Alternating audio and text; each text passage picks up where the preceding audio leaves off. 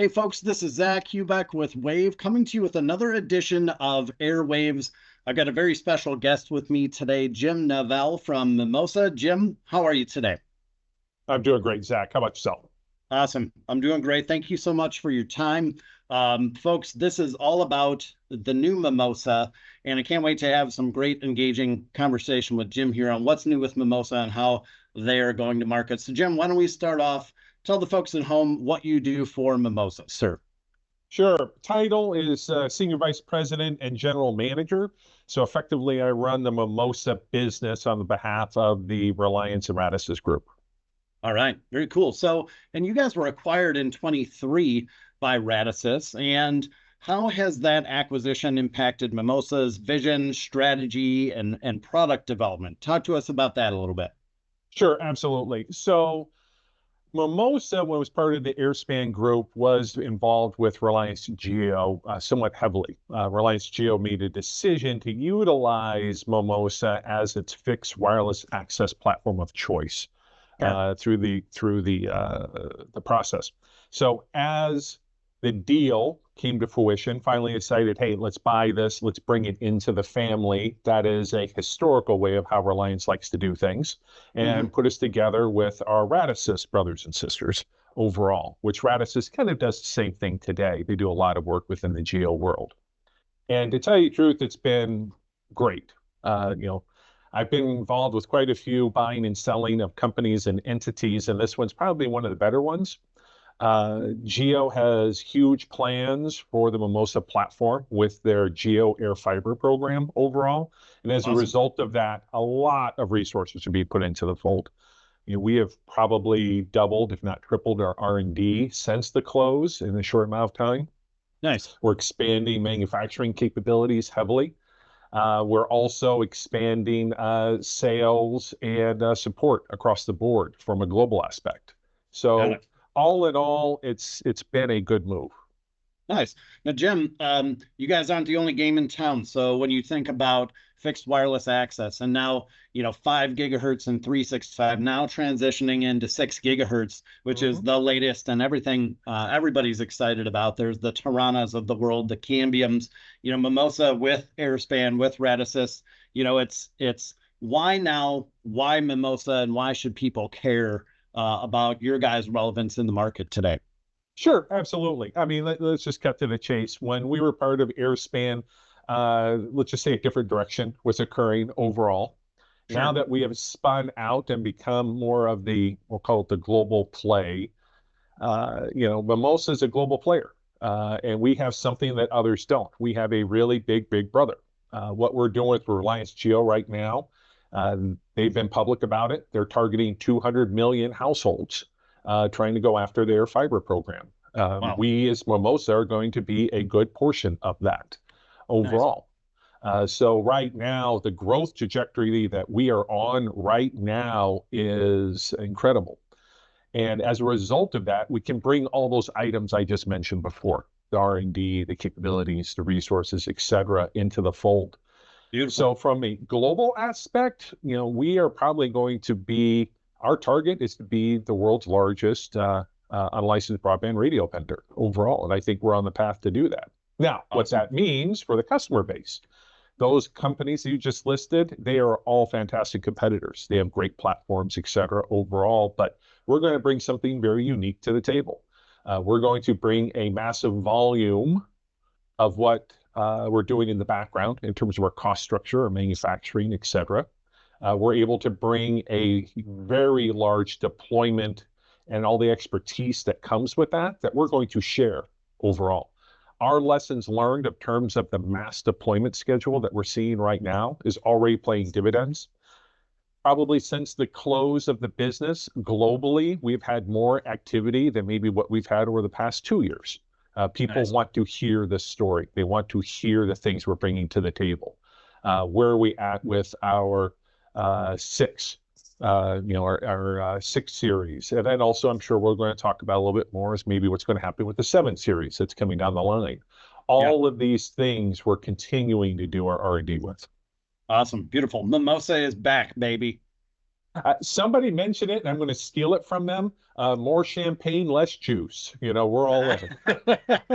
Very cool. That's a tagline. Let's definitely get that up on the website. There might be T-shirts on that one. So nice, awesome. Jim, talk to us a little bit about the A6, the Wi-Fi 6E access point platform, first gigabit speed wireless access point, point to multi-point solution, scalability, reliability. Why are you excited about this product line from you guys? So obviously, I mean, the 5 series is what Mimosa was known for years. That's what we deployed, et cetera. Now we obviously take the next step now that the Wi-Fi 6 capabilities brought into the fold. Yeah. You know, we wanted to make it more carrier grade, if you will. You know, we have the ability to get up to 6 gigabits now off of this thing in terms of reaching out to the customer base. Nice. Having an 8x8 MIMO selection on there, so we can get, we'll call it better coverage as we get out. And then also with its corresponding C6, which is the client side, A for access, C for client. Yeah. On the other side, when that combination happens, it's going to be very powerful of what we're going to be seeing out there. Nice. And the reason why I think people should be excited about it is the magnitude of what's being deployed today. The A6 and the C6 are pretty much the flagship products, again, for that air fiber program that Jio's doing. So the lessons learned and the robustness that's going to be thrown into this is going to exceed everyone else. You know, Mimosa today, just from its history, we have million plus devices deployed around the planet. That number is going to increase dramatically here. And so I think people are going to get excited when they start seeing some of the feature sets we're going to bring in with the 6 series platform. All right, beautiful. Somebody tipped me off here, Jim, on you've also introduced 2 reference architectures, the rural 5G Gigapop and the urban 5G Micropop. High capacity tower sites, scaling fixed wireless access across dense neighborhood. How do these architectures really help service providers, municipalities, and co-ops deliver fiber-like speeds to their communities? You know, so the Gigapop and the Micropop architectures have been around for some time. You know, the concept around it, this Mimosa's been pushing on it. And what the world is seeing now is when you start going out to, we'll call it the Megapop. So you have a location out in, we'll call it rural America, just for the sake of it. You can't get fiber to that location, or the cost might be prohibitive, or it's going to take some time to get it out to it. So what we can do is transport that wirelessly using our backhaul solution, the BEAD series platform, reach out to this, let's call it the water tower in rural America. We can reach it from a distance, tap into it, and then from that point, create this top location where we can put these access points and then feed the town from it overall. Speed to market, cost effective. You know, you don't have to worry about some of the erroneous permitting, you know, trenching up streets, et cetera. Overall, this is a very clean, elegant way to get out to deployments. The Micropop application is we'll call it the traditional access point, you know, where you'll put maybe an A6 out there.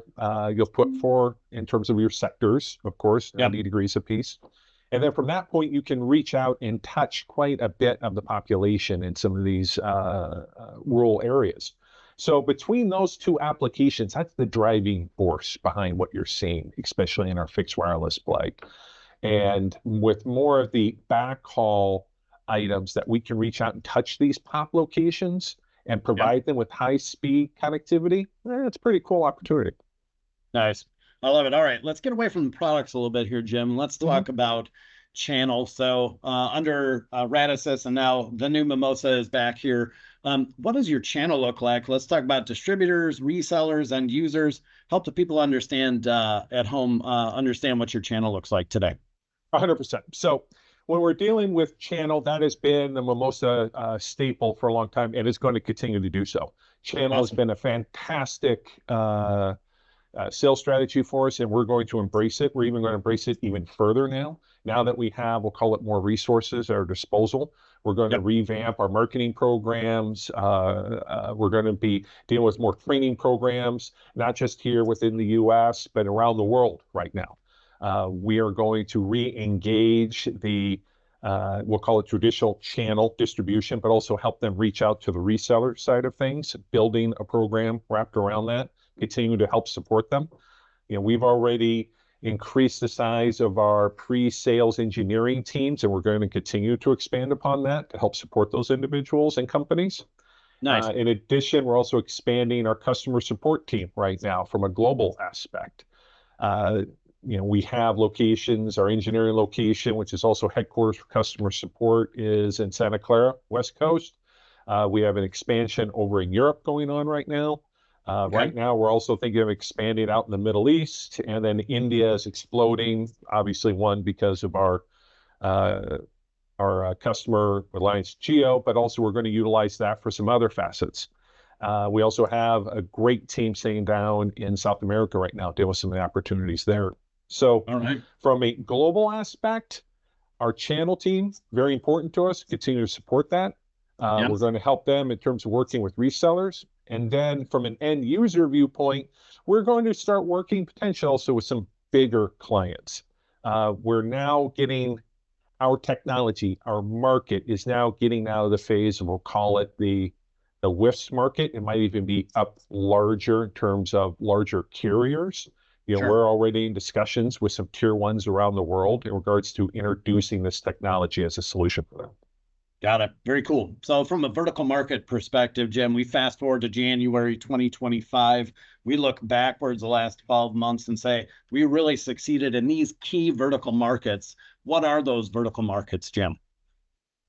And that's when you go down the vertical market, obviously, first and foremost is still, let's focus on the US right now, is we'll call it the traditional, you can't even call it traditional anymore. We'll call it the WISP space, all right? So the wireless ISP space, which is still the driving force within our technology sector.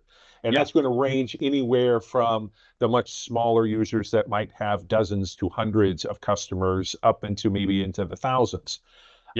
We're now viewing or having conversations with what you would call it a WISP, is now more of a traditional cellular carrier, a provider overall that's now utilizing fixed wireless access to reach out. So you're making that bridge now. So I'm still considering that a WISP, if you will, but it's just a much larger one. And then you take even a step further where there's large tier ones in the US, there's 3 or 4 of them. All of them are having these discussions right now of what to do. So number one, we'll call it the WISP based off the size. Number two, an area where we're getting a lot of interest is areas that focus in on microwave links. Microwave historically been a solid technology. It's worked well. We all understand it, et cetera. It's expensive though, between licenses, the equipment, et cetera, overall. Now with our B series backhaul solution set, we're actually be able to show a return on investment by moving away from a licensed microwave solution to our B6 platform. You can have a return on investment under a year. There's certain parts of the world that require a annual license fee for their microwave links. Just to wipe that out for free service is there. Or number two, having to get something like this deployed within the US in terms of getting a microwave link, it's difficult. And instead, you can have something turned up in days instead of weeks, months, or whatever else it is to get your license. So those would be 1 and 2 would be the 2 largest items we're trying to focus in on over the next 12 months. Awesome. I love it. All right. So with the new Mimosa being back, recent wins or case studies, talk to us about a couple of wins or projects that you're most proud of that the people need to know about. So hopefully you're filming this right before Mobile World Congress. So hopefully by Mobile Congress, we can actually announce some of these names. We've been working on a few of these items, but the areas that we are winning right now are, we'll call it still the traditional rural deployments, large deployments in, we'll call it rural, whether it's the United States or even in other countries. Everyone has still the same demand level right now. Everyone wants to have internet access. They can't get fiber out there. They can't get whatever their solution set is. They need something quick, fast, and they don't want to mess with whatever licensed spectrum they either have to buy or they already bought and they're utilizing for a traditional 5G, 4G type deployment. Yep. So we have just won a couple of major ones outside the U.S. literally over the past couple of months. Within the United Nice. States right now, I would say almost every major wireless ISP is now wanting to have conversations with us for all the reasons we just brought up.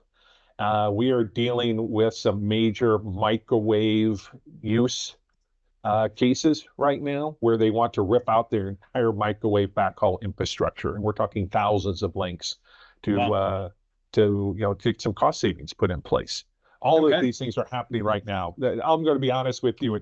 It sounds like might be making it up, but we have had a tremendous amount of interest across the board since August. Well, after Mobile World Congress, you'll probably be able to say some specifics, but right now we'll keep it to a carrier in the Western Hemisphere who may or may not have. Nah, we won't go down that route. All right, cool. Well, let's talk about you went there, Jim. So let's go there. Wi-Fi 7. When we look at Wi-Fi 7 being ratified and how Mimosa is going to integrate it into your radios, talk to us a little bit about that. What's the plan? So obviously we're looking at it, right? Everybody is. Everybody's looking at it. Where we are in deep negotiations with chipset vendors right now. Can't name them at the moment, but Okay. in talks with them. You know, the secret sauce that Mimosa has always had is that we've had very deep relationships with the chipset vendors. It has allowed us to go in and do some manipulation that potentially other vendors couldn't, or Okay. this is areas where they've always wanted to get into. This has allowed us to do some of the things that we do with our platforms that others can't. Now with our new ownership structure, it isn't just Mimosa showing up to the door. It is now more of the Reliance family showing up to the door, having negotiations, and this Yep. is allowing us to have some very detailed conversations. And that's going to allow us to bring out a 7 Series product that I think everyone's going to be pretty excited about. Awesome. Very cool. Now you mentioned Mobile World Congress. What's on the slate as far as shows when people are out in the industry attending certain shows? What are some of the shows that are on the roadmap for you, Jim? Where can we find Jim Nevelle stomping Sure, around? sure. So, well, the number one within the U.S. in particular, so we're at WISP America coming up here in a couple of weeks. Yeah. Of course, WISPapalooza, you have to plant the flag, get it out there. Oh We're yeah. going to be actively involved with that. Our hope is actually this year for WISPapalooza, we should have a pretty good presence. This Nice. last one that happened was right after the deal closed, and we were all still figuring out a few items. Within Understood. the US, there's going to be, we'll call it North America in general, there's going to be some other activities we're going to be dealing with. Again, carrier oriented, taking that next step in terms of size and magnitude. We'll Yeah. probably be putting out our full slate of trade shows here, probably in the next month or two overall. But Beautiful. they're going to see a much bigger presence from Mimosa than you have maybe in the past year or so.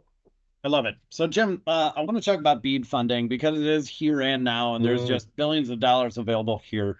BEAD implies a more fiber-like approach, and so in the true spirit of BEAD, Jim, it's the gist of it is let's connect every American to the internet. And so, for those that are carry a heavy fiber bigotry, if you were to have advice for them and how to go about it and how to connect every American, let's reach across the fiber and fixed wireless aisle here and offer some advice to some folks. What are your thoughts on how hybrid fiber and fixed wireless can play together, specifically with Mimosa? Yeah, and this is, Hey, I mean, to give the BEAD people some credit, I think they've realized that there just isn't enough money to go out and wire fiber to every house within rural America. There just isn't. yeah, we got a Whatever you want math to look at the problem. numbers. Yeah, it's straight math Yep. overall. What I think everyone now needs to understand is fiber has its place. Fiber is a great way to feed infrastructure into a town that might not have any of it. But Yep. at that point, then to reach out to all the residents in the area, it's so much more efficient to start utilizing things like the Mimosa platform, where Yep. you can put an A6 up on a water tower and you can feed then dozens of customers very quickly overall and have it turned up. And With then maybe fiber-like speeds. with fiber like speed, absolutely. Now you're starting to deal with access points or the speed points that they could come across with. They should be very happy with. And then Absolutely. over time, as usage, as business cases, as maybe more funding over the years comes along, sure, expand your fiber footprint as you need to. The cost savings you will have deploying using equipment such as Mimosa, the solutions we have, it doesn't make sense to plow fiber into every household. It just doesn't. Now, I can fully see, however, having to have fiber run down, I'll call it the freeway, the highway, whatever else to get to these towns. But that last mile access, that's the most costly part of it. Awesome. Got it. All right. I totally agree with you, sir. And when you look at a fixed wireless access solution, deployed in days, don't have to worry about permitting. If we've got tribal lands or sacred lands where you cannot trench fiber, and Mimosa solution is just a great solution to deliver those fiber-like speeds. So I'm on board, Jim. I'm buying. So there you have it, folks. Another edition of AirWAVs. My guest, Jim Nevelle from Mimosa. Jim, I can't thank you enough for your time, and we're so excited that Mimosa is back. We love the brand, and can't wait to get more products out and connecting America and Canada as WAVE and MBSI WAVE. And it's so cool to hear about all the different global innovations that you guys have going on as well. Thanks for your time, sir. Thank you, Zach. Really appreciate it.